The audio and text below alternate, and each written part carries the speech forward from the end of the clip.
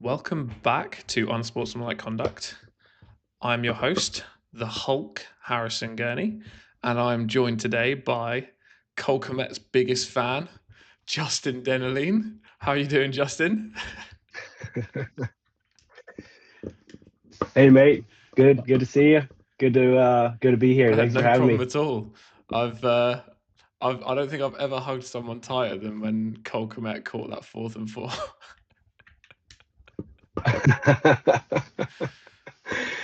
That was an experience like none other. We were jumping out, the whole pub was It going was, it was, it wild. was.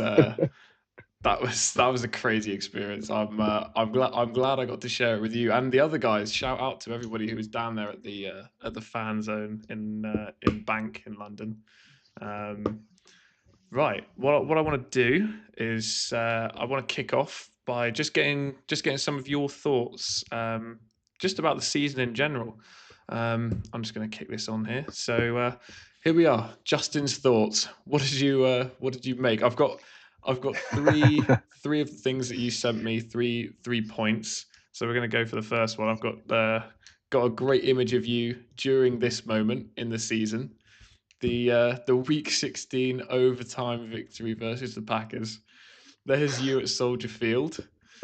Go on, talk to me. How was it? How was it down there at Soldier Field? I can't imagine what that must have been like. Oh, I mean, mate, you know, being born in Chicago, and raised there, it was honestly an incredible atmosphere. Like I've been to the United Center before. Um, Huge stadium where Chicago Blackhawks and Chicago Bulls play. Just, you know, how much this game meant to Yeah, Chicago fans yeah. was incredible. um, yeah, that's me there with with the sad Packers fans leaving. I'm just that's like a random fan. We were just going crazy. Me and my brother were there. Um, but yeah, the way this whole stadium was rocking, Soldier Field, and it was pretty much dead throughout like the first three quarters because you remember the game, right? Like It it it was was all it was it Packers. was painful. I Um, mean, like staying up in the UK to watch it was a commitment in itself, and then like the way the first 3 quarters went. Um, I was like, I mean, it was the same experience in the playoff game as well. Just like we just offered nothing at all, and then the transformation. Like, how did the crowd change as we went into the fourth quarter? Because we've been doing it all season. yeah, yeah. So the build up, yeah, like nobody. I was looking around at the moment, nobody was really leaving, right? Like everybody like was fans were going crazy. They had like the rally towels, people were Yeah, flying around. Um, and don't get me wrong, I say all Packers the first three quarters. The Bears had huge plays, huge defensive stops on fourth down. Um, DJ Moore gets a cheap shot early from Keyshawn Nixon, and once he goes out, we're like, oh shoot, DJ's out, but then he comes back in the game too, and then Love gets absolutely yeah, clobbered by Austin Booker, and then it's like his chin straps like in his face, almost reminiscent of Aaron yeah. Rodgers when he was on the ground. The like the stunned face that he had. So I mean that was funny. So like when he got out of the game, we're like, oh, this could really give us some momentum here.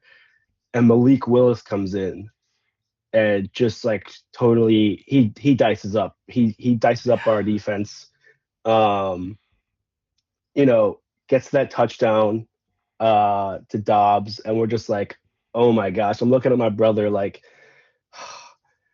first it's Favre, then it's Rodgers, then it's Love, then it's Then it's Willis. how much, you know, how many I quarterbacks we had know. to go through where like the Bears just get so but then my nun guy had some huge runs Mm. that game. And this, I talk a lot about this game, not just because I was at it, like in the atmosphere of it, is because how much this, meant to the Bears, the culture, the city, and just the change of and just to put the whole league on notice Mm. of who we are, It right? did feel like And a turning point in the rivalry, right, and in the division as well. It did feel like this was an arrival. I know that this had been obviously happening all season, and it it did just feel like something changed when obviously when you get back to a tied ball game and then you go into overtime and Ben Johnson's not pulling any punches. He just goes for the bomb and it works. And that moment, it just feels yeah, like that's the kind of thing that Green Bay has been doing to us for years, and now we've gone and just smashed them in the face.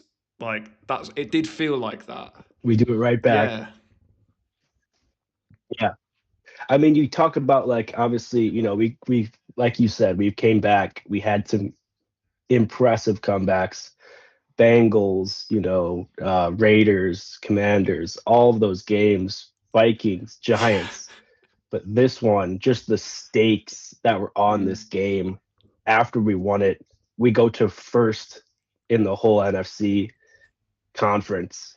And in the fashion that he did it, you can't spell cinema without icing it. Like a post. DJ Moore goes on a full field post all the way downfield, and if you're watching it on TV, the setup of it was awesome too because the guy says going for it all, Yeah.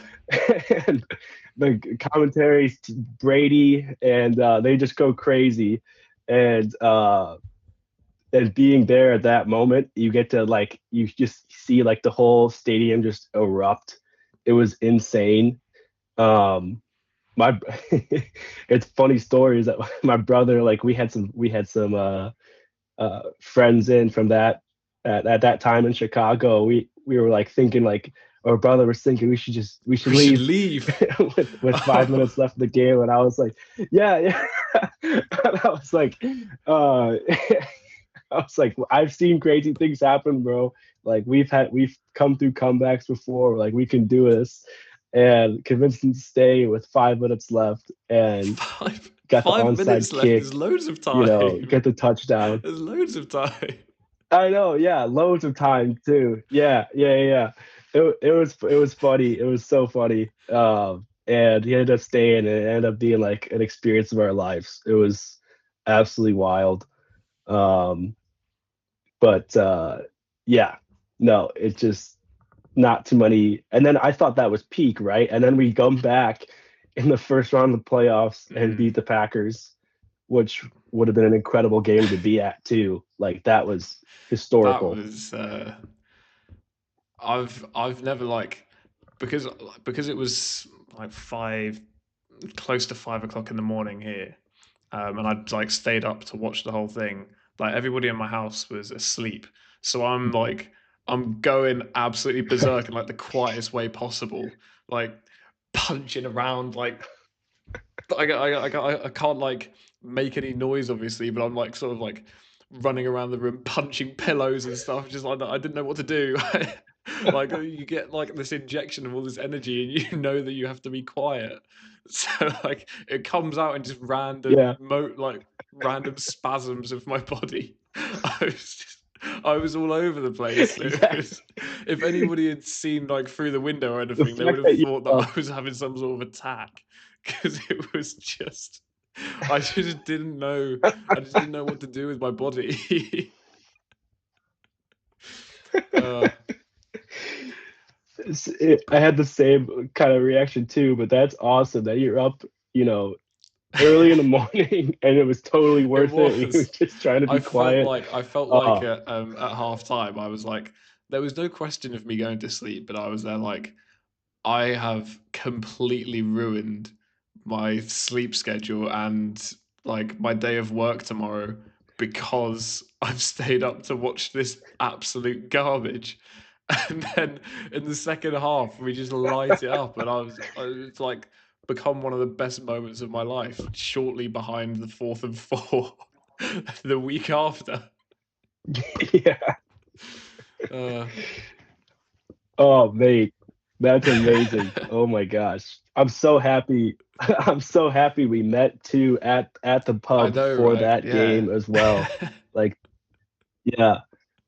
And then it was able to and it was just so cool seeing how many Bears fans too were in London as well. Like how big the franchise is Yeah, you becoming. don't you don't like you don't see Bears fans around day to day, and then like to get a moment like that where they're all gathered together in one spot, I think is really it was really it was a special night. And like I know we didn't win, but at least we got that moment. Um, at least we got that moment where we felt like we felt like we won. We felt like we had uh, it. Yeah. Oh my gosh. But it's just like at that point, like nobody cares. Like oh, I got work in the morning. It's like we could stay up and we could watch it. We've seen yeah. him do it before, like you were saying with the comeback with the Packers. Oh, it's so worth it. But yeah, it was heartbreaking to see them come up short. But no, the memories from that, you can just tell that there's going to be so many more watch parties coming up Yeah, next God, year. I hope so. And um, yeah, me too. Me too, mate. Oh my gosh. Cinematic It really, masterpiece. really was. Should we get on to this next point? You wanted to um, talk about the running game as well? yeah, that brings me to the rushing attack. Yeah, like in your first podcast, I like how you brought up the rookies, the rushing attack, how big of an impact they had, Monangai, Loveland, Burden, and how much the offense has really clicked and transformed with Ben Johnson at the helm. And seeing both running backs, DeAndre Swift and Monangai, rush for at least Yeah. 750 yards Hmm. in a season was incredible. Like that's, I feel like that's part of, Bears, football right there. Because the last time that it has ever been accomplished was back in '78 with, of course, the GOAT Hall of Famer Walter Hmm. Payton and fullback Roland Harper. Um, and just to see them go off was absolutely incredible. You love to see that, and our offensive line and of course our running backs coach Eric Bieniemy had a huge impact on that. Um, Yeah, we yeah. and going back to that Eagles game, yeah, Yeah, yeah, go ahead. we'll touch a little bit on the coaching a little bit later, but that the running game I think is so Yeah, yeah, it's just such a foundational piece. You have to have it, otherwise you just can't. There's no way you're going to have success in the league without having that foundation. And so to have two guys that can do it, I think it's super important. And for Ben Johnson to be able to instill that in, it wasn't even in the first, like in his first season, it was like in the bye in a week. Like our rushing attack was right. not good going into the bye, and then we come out of the bye in week 6, and all of a sudden we're the best rushing attack in the league. And I was like, I was watching the first game out of the bye, and I was like, have we? Is which team is this that's playing in the orange and navy? Is that my Chicago Bears? It can't be. We're just moving people Right. at will, and like Carl Monongai's running 7-8 yards before he's even touched. Like, oh, you just we haven't seen that from the Bears. I haven't seen that from the Bears in my life. Like we just never see that. Yeah, in my Like we lifetime just either. don't see that, and then all of a Yeah, sudden, like in the course of a week, that's what we're doing. I just I totally agree. I think the running game is such a massive takeaway from this season. Um, it's just like a great foundation to build off of for next year. absolutely. Absolutely. And that was like one of main parts of like why this was the most fun season I've ever seen as a Bears fan. Being too young to see Yeah. like the 85 Bears, but like, you know, uh, ever since probably 7 or 8 years old was when I started really watching the Bears. It was just like, yeah, this has been the most electric season I've seen in a long time. Um, Obviously we had Matt Forte with Jay Cutler like that. Like Matt Forte was amazing as well. But to see DeAndre Swift come in, and then this year he had a career high rushing yards, over 1,087 rushing yards, 9 touchdowns, and 1,388 scrimmage yards, all career highs for him. Um, was absolutely Mhm. remarkable, and to see it'll be interesting to see. I since It'll be interesting to see our rushing attack next season without the enemy, but with our O line, Ben Johnson, I feel like we'll be able to find a good running backs coach, or just take off um, as well, because we know we have two really good running backs we could Yeah. use. Mm. Um, 100%.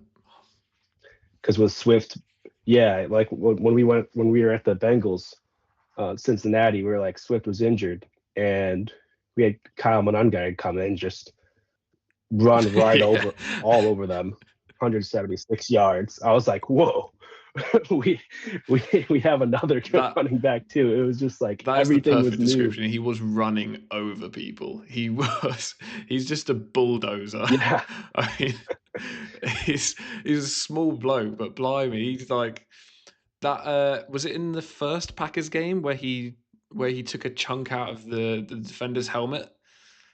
And I was like, he's yeah, just so unfazed by having just absolutely destroyed this bloke. absolutely insane. I would say the same thing. He reminds me. He's like a bowling. He's like, like he'll just go right through. Like it was insane. Like he's even though for him being that small of a size, he is a bulldozer. Like he'll make he'll go right into you. He'll make you Yes, feel it, yeah, he will. and he'll like chip off your helmet, but he will fall forward. We've Yeah. seen Ben Johnson with Um, this like obviously in Detroit he had Sonic and Knuckles, and now I feel like we've got something similar here. I don't think that they're to the same level. Obviously Jameer Gibbs I think is a cut above DeAndre Swift. I like DeAndre Swift, but I think Jameer Gibbs is I think clearly better than DeAndre Swift. Um, just yeah, overall different runner too. It's the speed he yeah, has. yeah. But like being able having that kind of like bulldozer and speed rusher or cutter or whatever you want to call DeAndre Swift. Yeah, just having like different ways you can run the ball, I think is also really important. So yeah, a I great agree talking point and a great thing to raise out of this season. I think it's easily one of the most important things to come out of the year. Um, for sure. And then yeah, sorry. I was going to say with that rushing attack being so lethal, like it reminds me of, yeah, what Ben Johnson did with the Lions. Like we have a two-headed beast in the backfield, but having that like creates, uh, you know, can actually make Caleb Williams flourish. We can really see his potential, especially with this upcoming season. I mean, we've already seen it. yeah. We've Hmm. seen flashes of it. Um, really big flashes of it. And which brings me to my next one. Yeah, Iceman, with Yeah. Ben Johnson. it's it's funny too, because the first day of training camp, you could see, so Caleb, actually his first throw of training camp, he got intercepted by Tremaine Edmonds, and right after that Ben Johnson just took off the whole first team offense Mhm. unimpressed. And that was kind of like a sign, like of maybe like, yeah, like for the whole first team offense just to, you know, really pay attention to detail, because that's who Ben Johnson is. Like he's walking in, because right when he came here, he said, "We're a sleeping giant," you know. um, came here to win and win now, and that hyped us up. And to do that and see the transformation just from there and throughout the whole season um, was incredible too. Like even when we started off 0-2, right? We were like thinking, oh, this is going to be same old Bears, another season, depressing Yeah. season. But then when they played the Cowboys at home, right? Like week 3, Caleb gets Oh, that the flea flicker. completed Yeah. flea flicker, 65-yard bomb to Yeah. Burden. Um, Usually, as a Bears fan, you see that play happen and you see it break up, absolutely being a Yeah. flop, right? And we've seen it before. You're just like, oh gosh. But after seeing that, like you knew, I mean, um, I don't know if you probably wouldn't know, like, I mean, at that point, but just to see a big play like that happen, can It show just like really yeah, it like just gives you a what we can flash, do right? It just and our gives you a flash, resilience. like something to sort of like at that point it was just something to kind of like hold on to in terms of hope, but we didn't know that it was going to turn into what it turned into, but at that point it was just like you've just seen you see a flash of like what it can be, what we could be, and then yeah, for it to take off like that, 100% agree. Yeah. It was quite amazing to see. And then I don't know, yeah, from your perspective too, just seeing our resilience, especially in that Cincinnati game, just showed like the camaraderie and team building is definitely progressing throughout the year. Just to be able to make these plays towards the end of the game, Ben putting trust in Caleb to to make these big plays. Caleb making having trust in Ben, to make the right call and everything. We saw Ben Johnson dig into his bag of tricks where DJ throws a pass to Caleb in that Bengals game, and then Caleb throwing to Bajan throwing it Yeah. back to Caleb, and then Caleb passing it to Loveland, the rookie tight end, for the game winner. I don't know. It was just really cool. That was a really big shift in the season as That well. that Bengals game was the first time I think where I thought that potentially something not I wasn't I don't think at any point in the season I thought Super Bowl, but I just thought like something special is happening. Like we just sort of refuse to lose, and that Right. that kind of attitude and mentality to have around the building. If hopefully Ben Johnson can sort of keep the core together that has experienced this, and that feeling can continue into the future, because that feeling, like for me, that's what the Chiefs have had over the last 5 6 years. They're like they're always in games. They're Right. never going away. They're never dead. And more often than not, they put it in Patrick Mahomes' hands, and he's finding Travis Kelsey or one of their sort of like reclamation wide receivers, and they just win. And that's what I hope we can be. Like I think Colston Loveland can be the Travis Kelsey. I think we've got really good weapons for Caleb, and we're going to touch on it a bit later. But I would like to see draft wise. I just want to see us like invest Right. on the defensive side of the ball, and because if you've got, I think Ben Johnson can create with the players that we have. He can create a top 5, top 3 offense in the league, and if you have that, all you need is a defense that is sort of middle of the range that can get stops. You don't have to stop teams every time they go down the field because you're scoring more often than not. All you need is a defense that can hold up occasionally, and you'll win games. Um, Exactly. so so yeah, again, I think you're 3 for 3. The experience, certainly the beating the Packers, but just in general, the experience of like sort of feeling like we get the upper hand, then the running game, what it opens up, not just in terms of like just a foundation for the team, but like it opens up the passing game. You get RPO with Caleb getting outside, just things like that. It's important stuff that if you don't have the running game, you just can't do any of it. And then, yeah, that Absolutely. connection between the Iceman himself and Coach Johnson, it's critical, and it's so good that we believe we've got the quarterback, we believe we've got the coach. Yeah, I think it's perfect. Are you happy to move on to the next segment, or any other thoughts? No, yeah, that's pretty much, what I had covered. Just definitely see some, good relationship between Caleb and Ben. And yeah, thank you for letting me That's share all that. good. It's kind of like an All outlet good, for man. All good, man. Let's yeah. move on. Okay, let's touch on this staffing situation then for 2026, because in the end, I thought we were going to kind of get massacred staff wise, but it doesn't look like it's going to end up going that way. So I'm going to touch briefly on the Ian Cunningham going to the Falcons, because we didn't end up getting any compensation, because he's gone, but he's not the primary decision maker officially.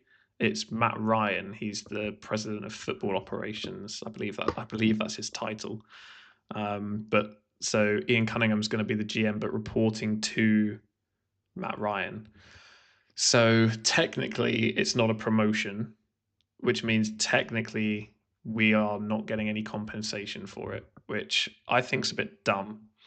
Um, yeah, I like it's Same. not Same here. we're not Yeah. losing our GM, but it's obviously going to be a bit of a loss. I'm just curious to know what your thoughts are on this.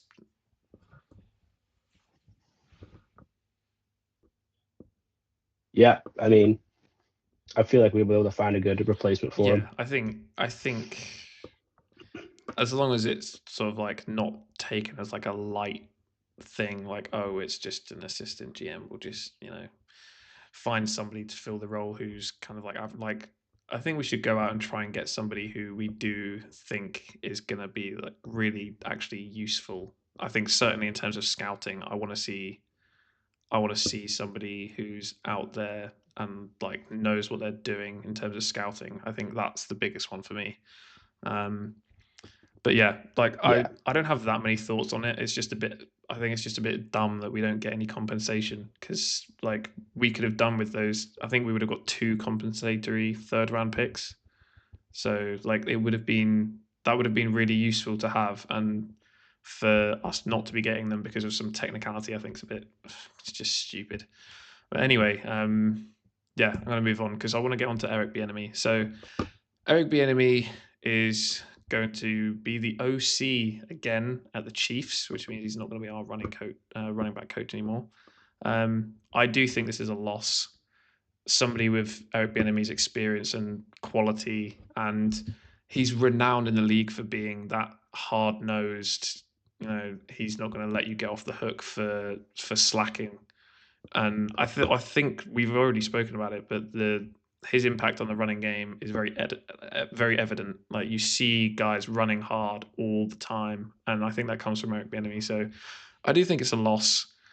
It's obviously not. I don't think it's like something that we can't recover from. We can go and get we can go and get Right. somebody to do a good job here. Potentially be a very good running back coach, but we can get somebody to do a good job here. It's just you're not going to get somebody of Eric Bieniemy's qualities. You're not going to get somebody of Eric Bieniemy's qualities. I was actually when I heard that we were hiring him last year, I thought that it was going to be as our OC. I was shocked that he was willing to be a running back coach, because I thought he was going to get head coaching opportunities, which never sort of surfaced after that first stint of it's kind of been continuous, I guess, but like that first Yeah. real patch of success that the Chiefs had. I thought he was going to get head coach opportunities. It didn't work out like that, and he's ended up falling down to be a running back coach for the Bears somehow. I was really shocked. So he was never going to stay here for long, and it is going to be a loss. But yeah, I think we can recover from it. Yeah, I said a few thoughts of that too. I was shocked as well, that we got him as well as for offensive or for a running backs coach, for him to take that kind of job. But it was huge for us. I mean, obviously the proof was in the pudding, like what we were able to accomplish throughout the year. So definitely a loss, for the Bears for not having him around anymore. But we know what we have, you know, what we have with us. Like, we have obviously Ben Johnson, good offensive mind, and two really, really good running backs and an offensive line too. So any offensive coordinator or running backs coach comes in, I feel like they'll be probably set up, for easy spot. So I feel like we could find somebody, um, for him and see our offense take off as Absolutely, well. it is. It's an Um, enticing job, right? but yeah, that's just all I It's had an enticing to job. add. It is. Um, yeah, I want to transition to my main talking point out of the off season, which is keep Al Harris. Keep Al Harris. I Yeah, I think he's a really special coach. I think he really is. Like he's learned from Dennis Allen this year, and so I just want to talk through his sort of resume over the last few years. So this year, obviously, he led the league, or his secondary led the league with 23 interceptions.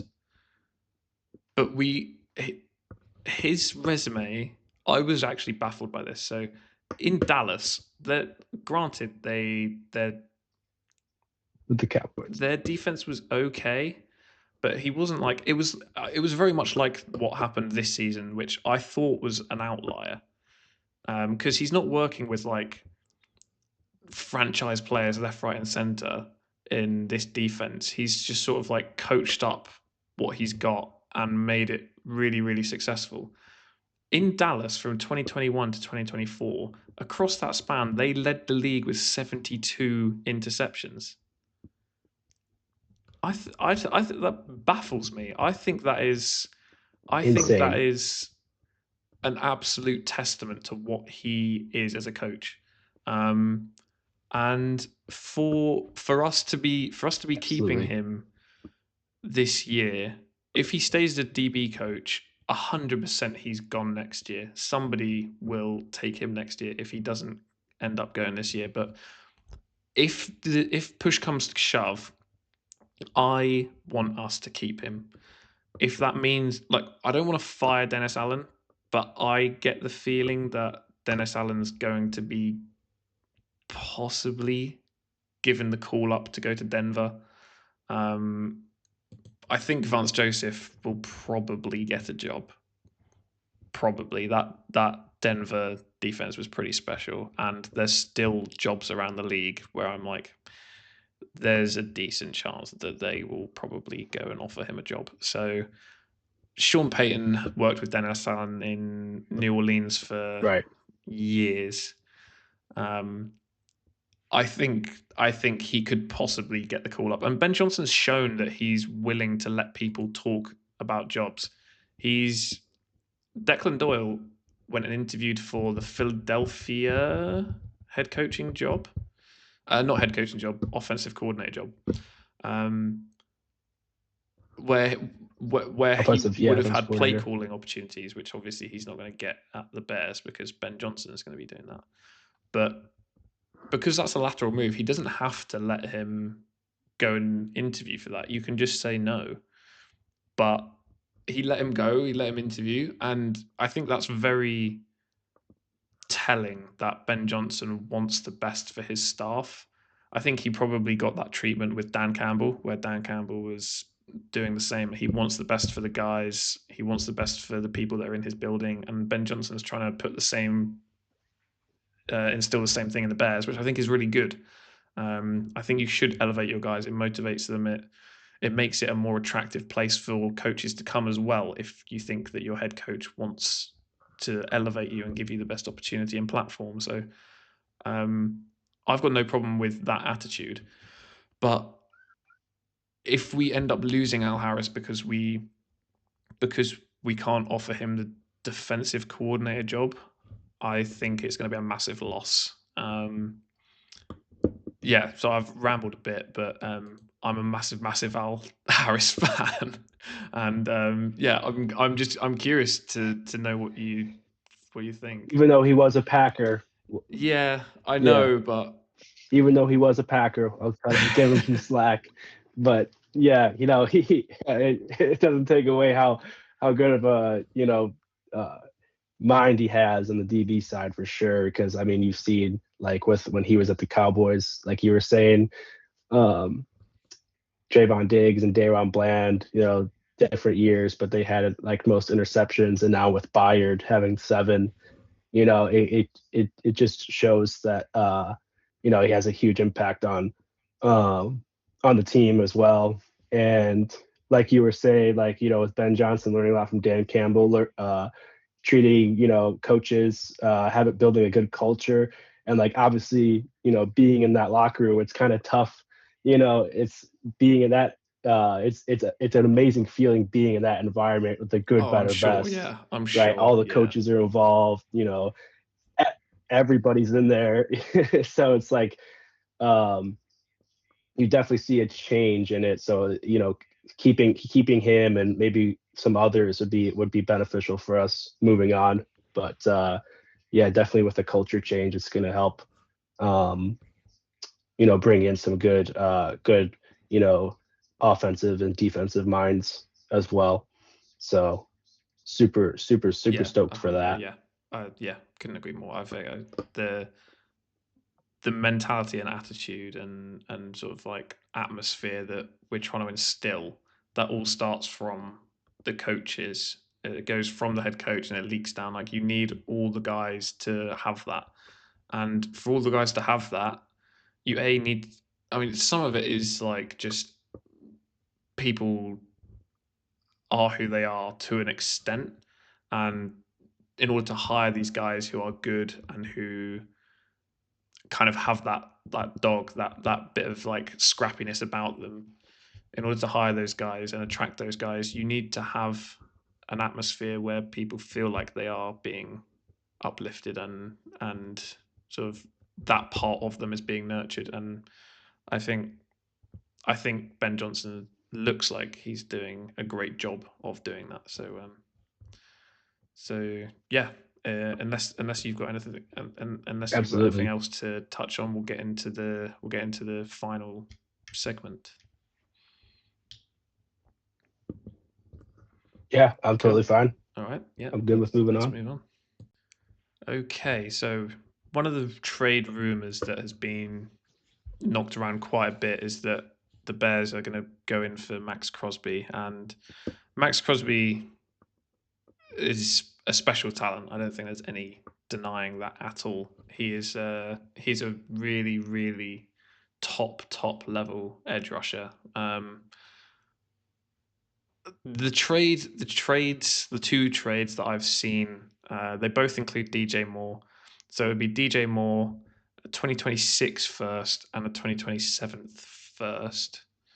Um, or it's DJ Moore 2026 first, 2026 fifth, and then a 2027 second. I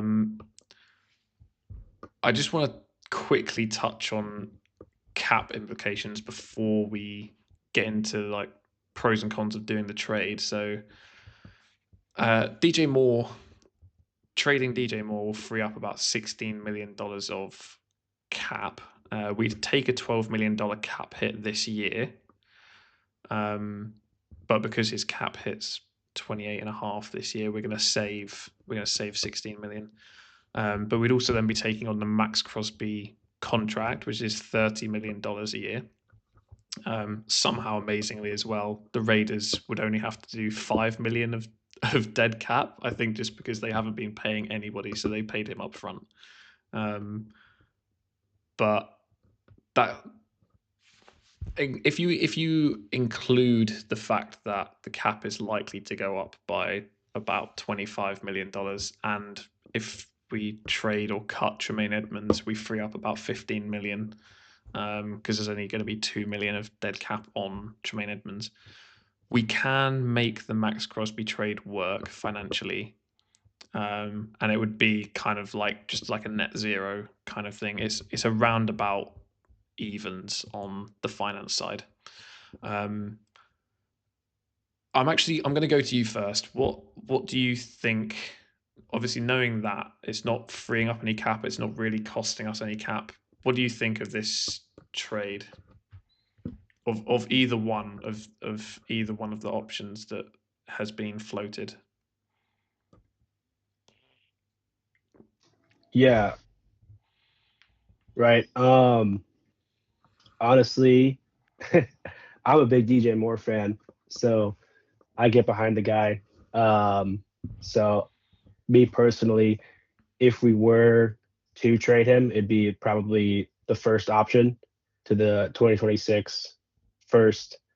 Or sorry, no, it'd be the second option, 2026 first, 2026 fifth, and 2027, because then we could at least keep our first for the following year for 2027.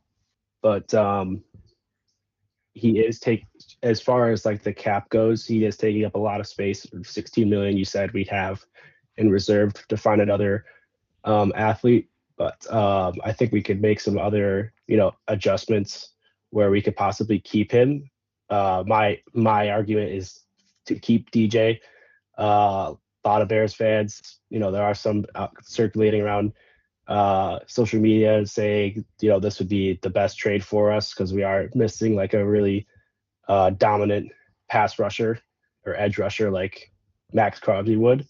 But honestly, my argument's to keep him, hold on to DJ because we're gonna need him for this next year if we really want, to make a really good Super Bowl run.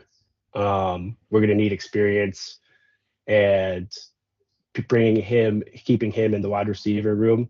Honestly, I trust our other options too as well, like Rome, our younger guys, Colston and Komet as well, and Burden, obviously. Um, but if we were to make some adjustments with the cap and maybe somebody take a discount as well, we could keep him and trade somebody else, maybe trade Sweat for another edge rusher too, or possibly a safety if we get rid of Brisker, because I know we're probably gonna it'd probably be wise to either release him or Edmonds because we're probably gonna keep Byard.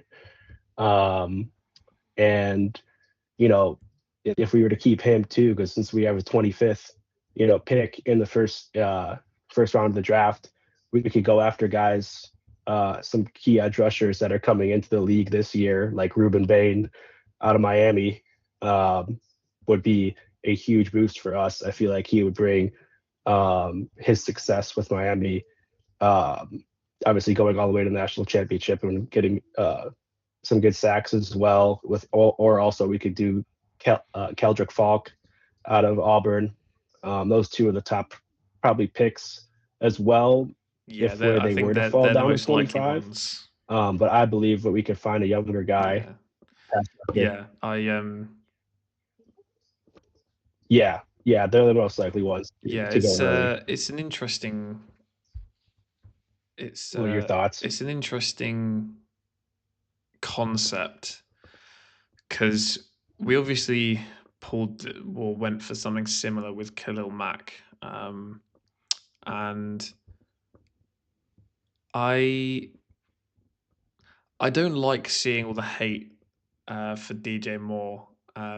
He provided some amazing moments this year, but his contract is not a good contract considering the kind of output that he's given us. My preference would be potentially to trade him somewhere.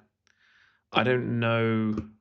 I don't know exactly where. Somewhere that was looking for somebody to like support a younger QB, maybe like a New York or Tennessee or something like that. Um, just somebody to give some of these guys like Cam Ward wasn't working with much. Jackson Dart, if he had Neighbors and DJ Moore to aim at, I think a lot of possibilities spring up there. Um, I in general, I'm a fan of building through the draft. I don't think trading away a bunch of picks for like whoever it may be, unless you're getting somebody at a massive trade discount. I'm not a big I'm not a big fan Right. of doing that, because if we really think about what this is in its entirety, Max Crosby was a fourth round pick. You can find players in the draft, if you draft well, that can be massive impacts. We drafted Carl Monungai in the seventh round, and look what he became for us this year. Now, granted, running back is less of a premium position, and you do find kind of like DBs, you do find them later in the draft. But Max Crosby is a prime example of exactly what we're talking about. Having picks is really important. And I don't want to see us throw away, or not throw away, because we're going to be getting an elite pass rusher. So like it would be good for the team, but I don't want to see us throw these picks away for success right, or for like impact right now. We can turn those picks into, as you said, like our 2026 first. If it goes to be like a Kendrick Folk or somebody like that, that's somebody that can have an impact on our team.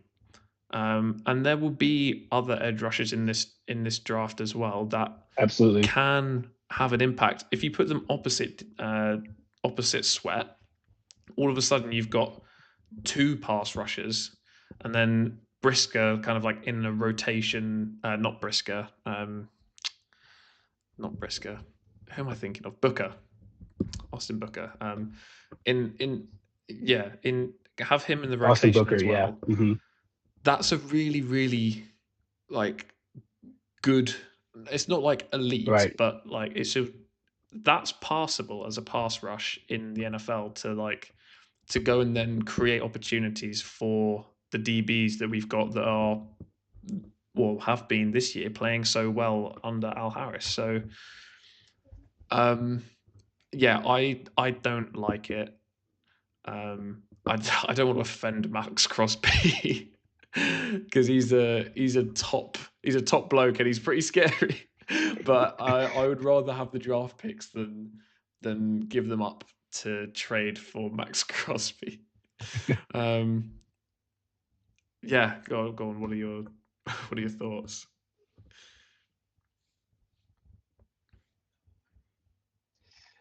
No, I mean, um, for for us to get Crosby, I mean, I I could see Yeah, it. I mean, a I lot of can see it as people, well. obviously with that interception right towards the end of that game, you know, like people say that DJ Moore didn't put enough effort into that route. I mean, yeah, it didn't look good. Communication was off, even though obviously he didn't speak to the media after. Caleb and Ben Johnson, they both backed him. Saying that. Um, but I mean, he's been super beneficial for our team throughout the whole year. We wouldn't have even been in that game if it wasn't for obviously DJ making those Hmm. clutch catches. Um, and obviously Max Crosby, he's looking at other teams as well, like 49ers, for example, could be a good spot for him. Um, and you know, but there are some good pass rushers, like obviously are going to be on the market for this year. Even Miles God, he Garrett's costs trying to even leave more than too. Max Crosby. Um, but he costs way more than Max Crosby. Yeah. Two guys you would love to have on your team. And Max Crosby, like you said, he's a mean guy. You'd love to have him on his team, on our Yeah, of team. course. To Like like, if you if know, if the but trade, for giving up those picks too as well. I mean, that's huge. We got Austin Booker, like fifth round, pick 144, and he's been Mhm. pretty really good for us. I mean, we need a good young, solid Yeah, like unit as well. if the yeah, I was just gonna say if What were the you gonna trade say? like does go through, it's not like I'm gonna be disappointed. Like we're gonna have Max Crosby, an elite pass rusher. Um, I'm trying to think about the franchise Right. as a whole, and you got to remember as well. Like I know the defense isn't Ben Johnson's side of the ball, but in Detroit, they drafted really, really well on offense with Ben Johnson there. And Ben Johnson's first season here at the Bears, we got a lot of production out of rookies. Ozzy Trapillo, third round pick, he wasn't like an elite blocker, but he was he was good for us. He was serviceable in our O line. Um, Obviously Monungai, Loveland, Luther Burden. We got a lot of production out of our rookies, and I don't see any reason to doubt that Ben Johnson and the staff are going to be able to draft good players in this draft because they haven't given me any reason to doubt it so far. So, giving away assets to potentially go and Hmm. pick up players that can have those kinds of impacts on our defense. Um, yeah, I just think it would be. I think it would. I think it would be just. I'm trying to find the exact word for it because it's not a stupid trade. It's just it's not an optimal trade long term. I don't think.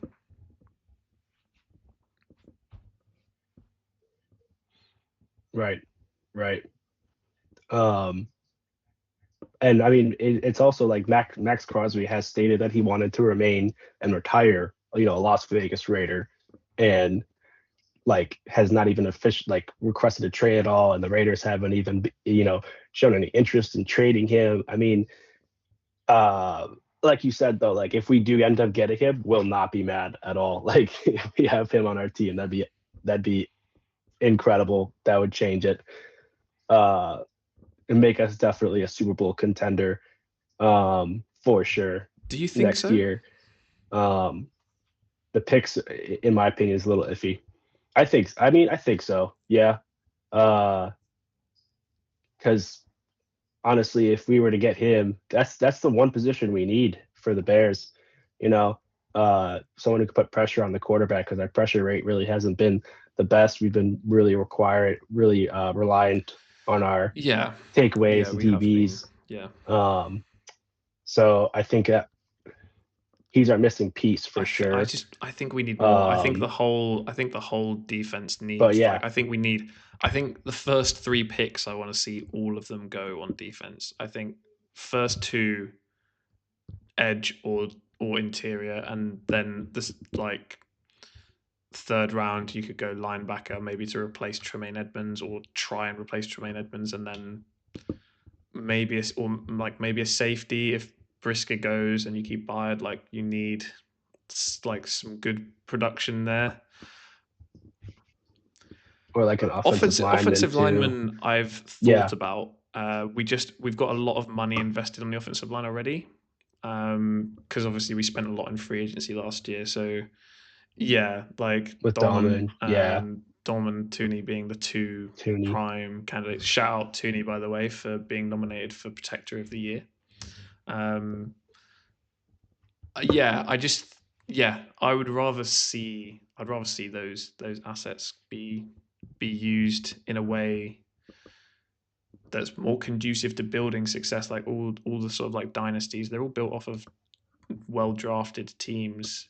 Um, yeah, some of it is just like my Yeah, principles on how to build a team. And as we've both said, like I'm not going to cry about if Max Crosby ends up on the Bears. Like I'm going to be really happy, but yeah, just for like long term, I think it's yeah. Anyway, was there yeah. And Poles I was know, cooking. like Poles it's a was good. cooking last year. This is what I'm saying. Like we drafted well. There's no reason to doubt that we're gonna be able to draft well again. Um, Exactly, yeah. right? Look at a We could prime carry that example. on Like to Tyler next to Tyler this to Warren this was trade. supposed to be the guy, right? Everybody when we drafted Colston Loveland over Tyler Warren, I liked Loveland, but I th- I think certainly me, I thought that Tyler Warren was going to be the guy that we took at what was it 10 at 10. So for us to take Loveland and then for him to become what Yeah, he 10. became for us.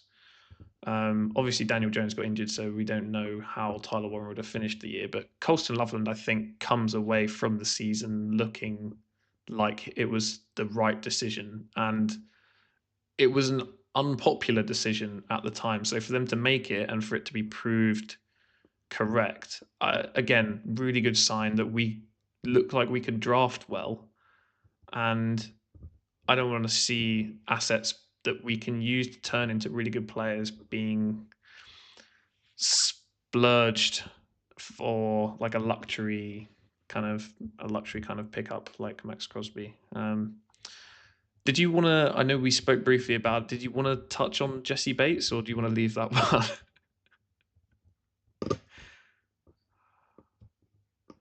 I think we'll definitely bring that up at some point. I just know that the relationship between Poles and over there the Falcons that could potentially Yeah, be a later yeah, topic to for sure. discuss. It could be a good addition for Yeah, the Bears. But yeah, no, I think that'd be intriguing to see where it comes on, like, especially these next few weeks. Month or two. It'd be interesting to see how that 100%. transpires. Okay, well, in that case, I think we are. I think we're good to wrap up things here. Thanks so much for hopping on, Justin. I've loved having you. It's been great. We'll definitely do some more in future if you're down for it.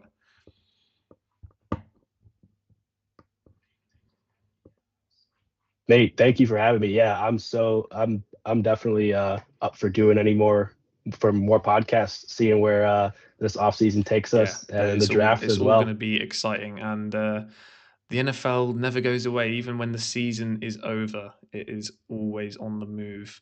So so yeah, that's gonna do it for this episode of Unsportsmanlike Yeah. Conduct. If you're listening and you've got any topic suggestions or any opinions on what we've talked about today, please drop them in the comments. And if you've got topic suggestions, we could definitely put them on the podcast in the next few weeks. So as always, thank you for listening. Stay safe and bear down.